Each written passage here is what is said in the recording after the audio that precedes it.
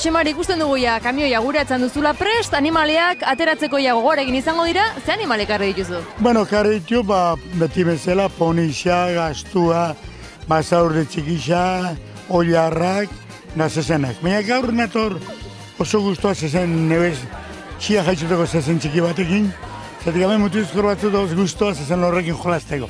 Orduan eukiko da oportunidade bat, zer dan, gorritin okoinu jaitzuteko zezen bat.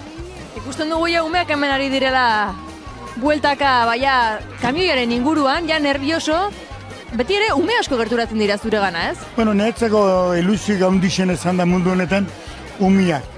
Horregatik segitzen dut 71 urtekin umiatik. Bestela neria juntzan.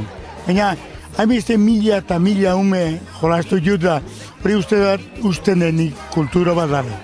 La kultura hori ez litzakela galdu bihar. Nik ongo ganadero eta nahi hautsi zaten dut. Zezena lotu imia dela, zezena 3 urteko me bat bai bado plazan da. Zezen txiki bat suelto ez du balixo. Niretzako, hau nik atenuan espetakulo hau eta triunfau, indak argoizian ezan egin txaurin, han irujon herri ondotian da, han umiako zatu dira, baina ez du ziniztega. Jo gaur beste ekipu honda, planpona, neu honea. Zedi izaskun nik alaun asko dakat.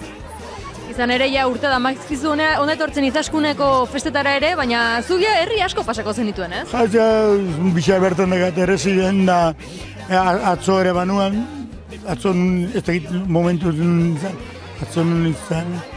Ez que, baita hostialian, baina hostialian, recuerdo bastante gogorra dakat.